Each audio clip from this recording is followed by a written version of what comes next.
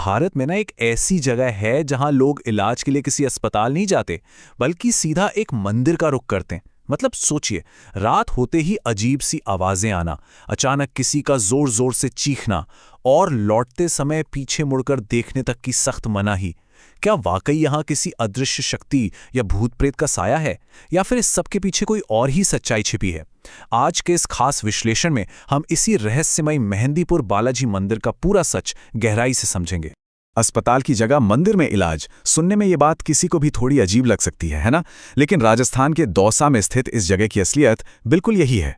कहते हैं कि जैसे ही यहाँ रात ढलती है, कुछ बेहद खौफनाक आवाजें गूंजने लगती हैं। तो क्या सच में यहाँ कोई नकारात्मक शक्ति घूम रही है? चलिए इस रहस्य की गहराई में उतरते हैं।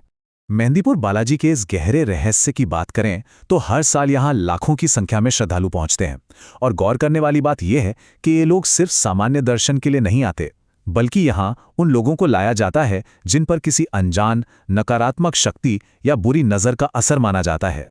और यहाँ जो नज़ारे देखने को मिलते हैं ना, वो किसी के भी रोंगटे खड़े कर सकते हैं। मंदिर परिसर में देखने को मिलेगा कि कुछ लोग अचानक जोर जोर से चीख रहे हैं, कुछ बेकाबू होकर रो रहे हैं, तो कुछ लोग सच में अपना सिर दीवारों पर मारते हुए नजर आते हैं। कई बार लोग अचानक जमीन पर गिर पड़ते हैं या फिर ऐसे अजीबोगरीब शब्द बोलते हैं जिन्हें सुनकर कोई भी सहम जाए। पहली बार जो भी यहाँ आता है वो ये सब देखकर बुरी तरह घबरा जाता है, लेकिन दूसरी तरफ भक्तों का ये अटूट विश्वास है कि ये कोई बीमारी नहीं, बल्कि स्वयं बालाजी महाराज हैं जो उन लोगों के शरीर से बुरी आत्माओं को बाहर निकाल रहे हैं। अब इन डरावनी और अजीब घटनाओं से थोड़ा पीछे हटते हैं और इसके सदियों पुराने इतिहास पर नजर डालते हैं। आखिर ये जगह इतनी शक्तिशाली और प्रसिद्ध कैसे बन गई? कहा जाता है कि सदियों पहले यहाँ सिर्फ एक बहुत घना जंगल हुआ करता था। फिर एक दिन एक संत को सपने में भगवान हनुमान जी के दर्शन हुए। उस सपने में उन्हें एक बेहद चमत्कारी और दिव्य मूर्ति दिखाई दी और साथ ही ये आभास हुआ कि इस खास जगह पर बालाजी महाराज स्वयं विराजमान हैं। जब असल में उस जगह की खुदाई की गई ना, तो सचमुच वहां हनुमान जी की एक भव्य प्रतिमा मिली।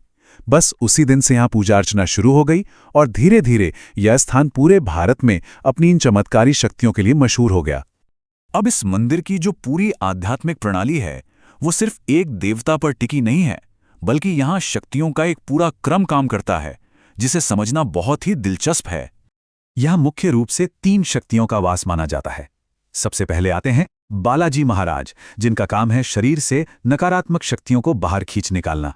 उसके बाद नंबर आता है प्रेतराज सरकार का, जिनके बारे में मान्यता है कि वो इन बुरी आत्माओं को उनके किए की कड़ी सजा देते हैं। और तीसरी शक्ति है भैरव बाबा, जो यहाँ आने वाले हर एक भक्त को एक सुरक्षा कवच देते हैं, उनकी रक्षा करते हैं। यहाँ पूजा करने का तरीका भी बाकी मंदिरों से एकदम हटकर है। यहाँ प्रार्थना को अर्जी और दरखास्त कहा जाता है। मतलब लोग अपनी परेशानियों को बाकायदा एक कागज पर लिखकर भगवान के सामने ऐसे पेश करते हैं जैसे किसी अदालत में कोई याचिका लगाई जा रही हो। और इस पूरी प्रक्रिया में उड़द की दाल और चावल का एक बहुत ही खास प्रसाद चढ़ाया जाता है। लेकिन कहानी यहीं खत्म नहीं होती है।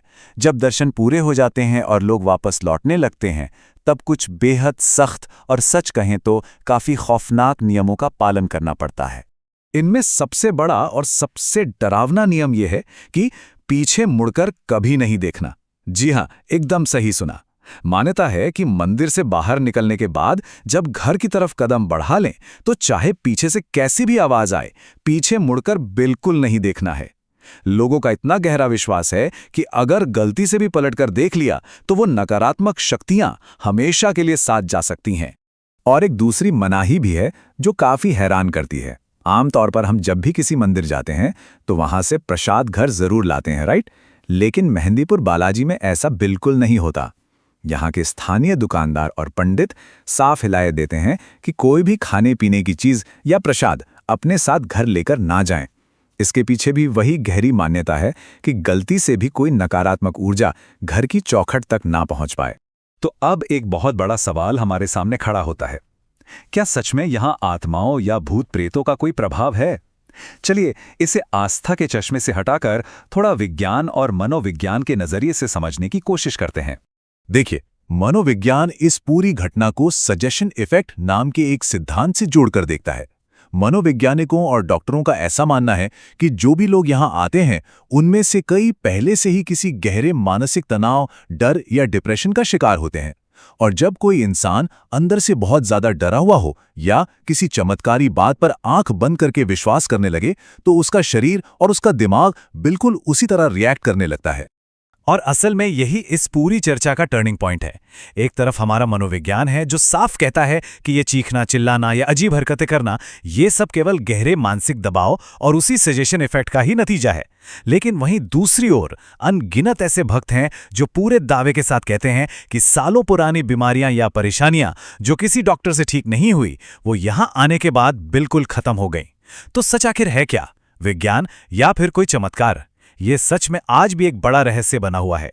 वैसे अगर कभी इस मंदिर में जाने का मौका मिले तो कुछ खास बातों का ध्यान रखना बहुत जरूरी है। यहां मंगलवार और शनिवार को सबसे ज्यादा भीड़ देखने को मिलती है। सुबह और शाम के वक्त जब यहां आरती होती है ना, तो वो माहौल, वो घंटियों की तेज आवाज और चारों तरफ गूंजते जयकारे एक बहुत ही अलग स्तर की ऊर्जा पैदा करते हैं। हाँ, एक बात का खास ख्याल रखना होता है कि यहाँ किसी भी तरह का मजाक या गलत व्यवहार बिल्कुल बर्दाश्त नहीं किया जाता। और सबसे अहम बात यह है कि हमेशा आस्था और अंधविश्वास के बीच एक लकीर खींचनी आनी चाहिए, क्योंकि आस्था इंसान को अंदर से मजबूत बनाती है, लेकिन अंधविश्वास बहुत कमजोर कर सकता है। तो कुल मिलाकर मेहंदीपुर बालाजी का जो असली सच है वो शायद आस्था, अनजाने डर और हमारे खुद के गहरे विश्वास के बीच कहीं छिपा हुआ है। अब सोचने वाली बात यह है कि क्या मेहंदीपुर बालाजी में सचमुच कोई रहस्यमयी अनदेखी शक्ति मौजूद है, या फिर ये सब सिर्फ हमारे इंसानी दिमाग और मन का एक शक्तिशाली प्रभाव है? इस पूरे विश्लेषण पर क्या विचार हैं, ये कमेंट्स में जरूर शेयर कीजिएगा। और अगर ये गहरी जानकारी पसंद आई हो तो इसे लाइक और शेयर करना ना भूलें। साथ ही चैनल को सब्सक्राइब जरूर करें। जय बालाजी महाराज।